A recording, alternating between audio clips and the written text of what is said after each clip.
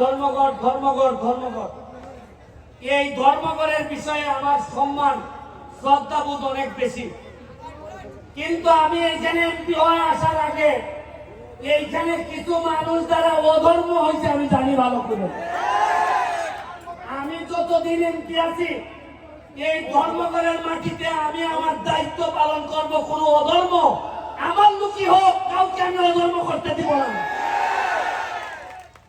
আমার ভাই মাত্র একটা, আমার ভাই লন্ডন থাকে, এর মানে আর কোনো ভাই নাই, আপন রক্তের ভাই নাই। কিন্তু ধর্ম করে আইসা আমি কিছু লোকের সন্ধান পাইছি। আমি আমার আন্ডারে 21টা ইউনিয়ন আর 2টা পৌরসভা,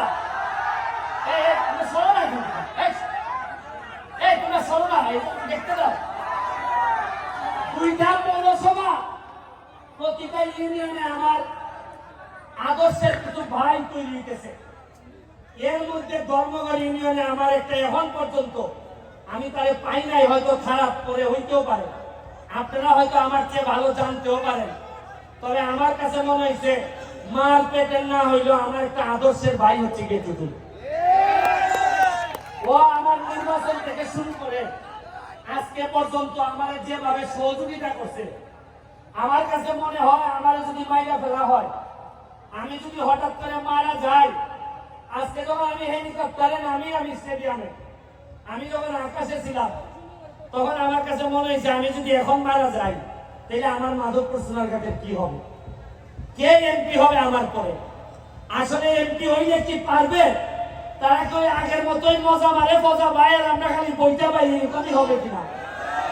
তখন আমার মনে হয়েছে কিছু কিছু চেহারা আমার বাচ্চা উঠছে, যে আমার দাফন কামনের পরে হয়তো এই লোকগুলো আবার মাধবপুর সোনারঘাটের দায়িত্ব নেবে। শুনেন, মাত্র 4.5 মাসে এমপি হয়েছে, বরাদ্দ পাইছি প্রায় 31 কোটি টাকা। কত পাইছি? এর মধ্যে 25 কোটি হইলে আমার বছরের পর বছর আইবানি রাস্তা বানাইব খালি। এইটা বাদ দিলে কত থাকে? 6.5 কোটি থাকে। 6 কোটি দিয়ে রাস্তাঘাট, মসজিদ মসজিদটা বানাইতেছি। তা আমার প্রশ্ন হইল, 4.5 মাসে যদি 31 কোটি বাইরে থাকে, আরে আমি তো এমপি, আমরা তো মন্ত্রীও পাইছিলাম, জীবনে মন্ত্রী নিয়ে আপনারা 5 টাকা পাইছো নিয়ম কোনো ঘোষণা হয়েছে। টাকা গেল কই?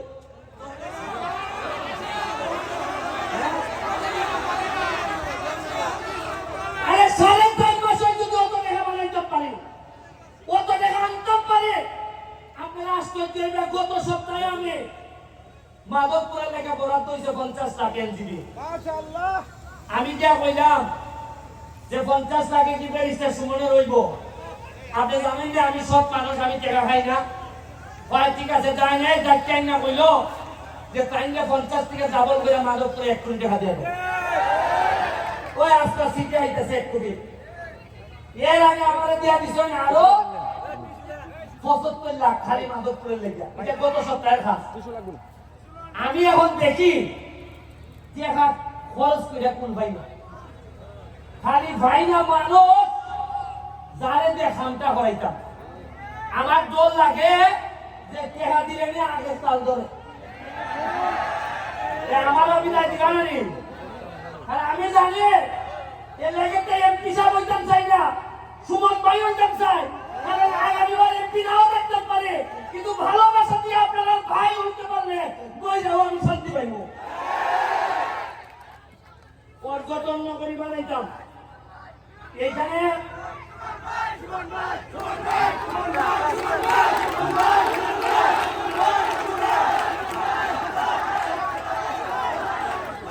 আমার পর্যটন নগরী বানাইতে চাই আমি মাধবপুর সোনারঘাটে।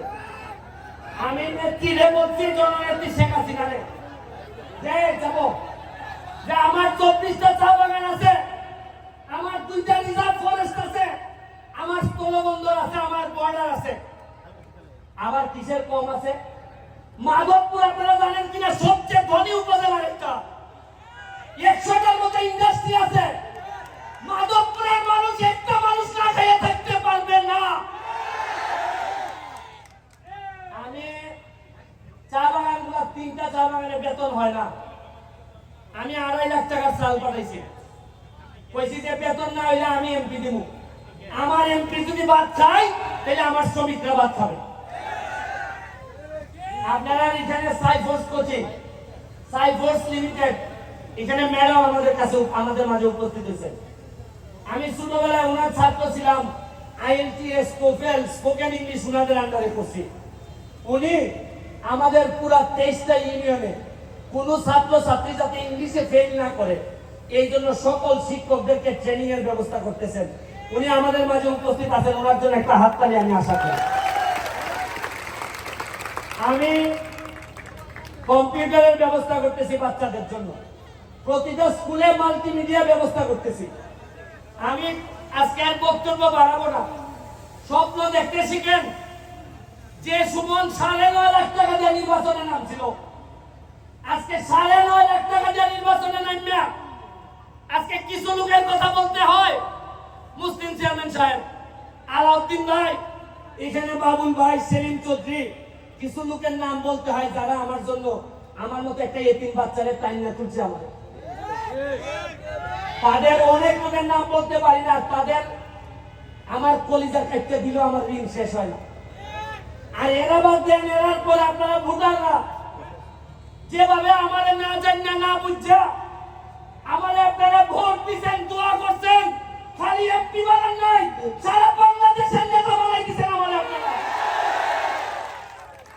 আমরা মাধবপুর সোনারঘাটের হিসাব করি না, হিসাব করি মাধবপুর থেকে জাতীয় নেতৃত্ব তৈরি হবে, সোনারঘাট থেকে জাতীয় নেতৃত্ব। 1 লাখ গাছ আনতেছি, আম গাছ কত হয় ভাইয়া? আমি আপনাদেরকে বলি, আজকে আরেকজন নবী আসছে এখানে, আজকে সাথী খান আসছে গান গাইতে, আজকে তামান্না হক আসছে গান গাইতে। কিছুদিন আগে আপনারা জানেন সোনারঘাটে আমাদের আইসিটি মন্ত্রী আসছে, সালমান মুক্তাদি, তাসরিফ খান, এরা আসছে। আপনারা বুঝেন না যে এরা আসে মানে লক্ষণটা কিটা? এরা এমনি আয়, এরা বুঝে যে তারা বড় জিতেছি। এরা জানে, এরা তো সারা দেশ ভাঙিয়ে খায়, এরা জানে কোন জিনিসটা চলতেছে। এই রুমি আমি আরো প্রায় অনেক বছর আগে তারা সোনারঘাট নিয়ে আসলাম, এই সময় আমি তার আইনজীবী ছিলাম, একটা মামলা করছি। ওই সময় সানসে ভাইয়া কিছু কম টাকা দিয়ে নিয়েছিলাম, বললাম যে আমি উকিল, তোমার আমার এলাকার আইও গান গাইলে কিছু কম টাকা রাখতো। এই সময় মাত্র 25 না 30,000 টাকা দিয়া, এই সময় 1 লাখ টাকা দিয়ে গান করে। ওই আমার ছেড়ে দিছে, ভাই আপনি তো আমার আইনজীবী গাইলেন, এই শোন না।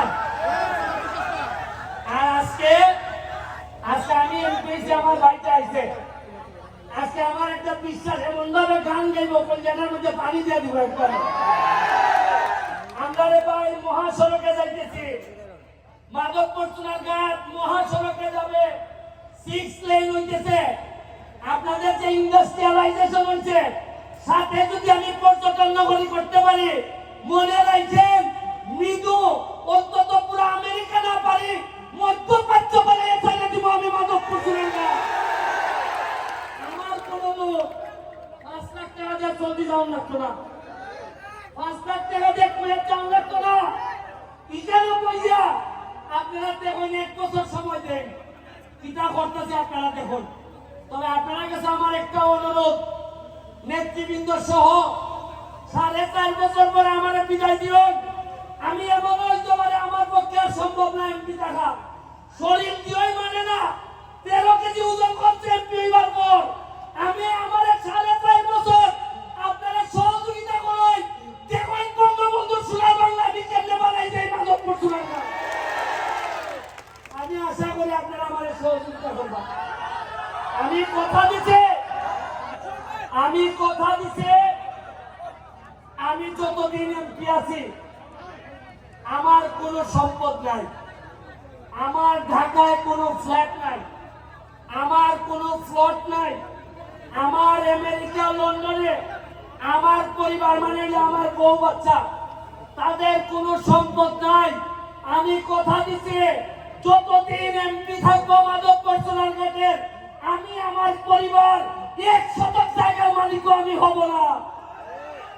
আমি এমপি যদি নিজেই মাল বানাই, আমার জনগণের দেখবো কি সময়।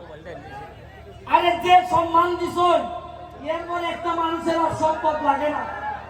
আপনারা আমার জন্য দোয়া করবেন। আমি আরিফিন রুমির কাছে মাইক দিব, তার আম্মার জন্য দোয়া করবেন। তার আম্মাও আমার খুব পছন্দের মানুষ, দুঃসময়ের সাথী। আমি আপনাদের কাছে আবারও দোয়া চেয়ে আমি সব সময় আপনাদের সাথে থাকবো। যখন গান হবে বাচ্চাদের জন্য গানে থাকবো, যখন ওয়াজ হবে ওয়াজে আমারে পাবেন, আমার যখন ঈদের আনন্দ হবে তখন পাবেন।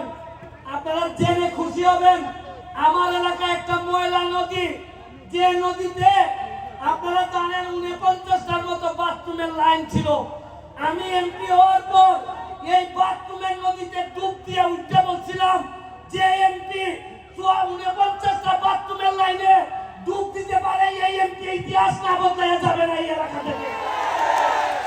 আপনাদেরকে আবারও শুভেচ্ছা জানিয়ে দোয়া করবেন, যদি বেঁচে থাকি তাইলে আমাদের পক্ষে ইতিহাস বদলানো সম্ভব হবে। আর যদি মাইরা ফেলে তাইলে বলে যাচ্ছি, ভালো ছেলে মেয়ে যারা আছে তাদের মধ্য থেকে সৎ মানুষ যারা আছে তাদেরকে এমপি বানাবেন।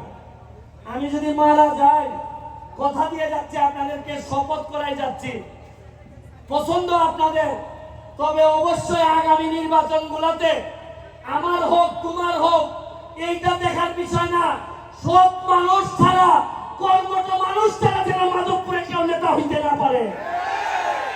আমার বিরুদ্ধে যদি থাকে, সৎ যদি হয়, আমি তার সাথে থাকবো। আমি কথা দিচ্ছি, এটা আমার বাপের মৌরসী সম্পত্তি না। আমি এখানে লোক বানাইতে আসি নাই, আমি আইছি মাধবপুরের 7 লক্ষ সোনারঘাট মাধবপুরের মানুষের শপথ নিচ্ছি যে তাদের ভাগ্য বদলাবো। আর এই ভাগ্য বদলাইতে গিয়া আমার যতটুকু দৌড়াইতে হয়, যত জায়গা যাইতে হয় আমি যাব।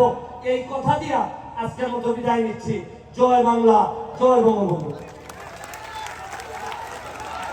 প্রিয় দর্শক মণ্ডলী, এই মুহূর্তে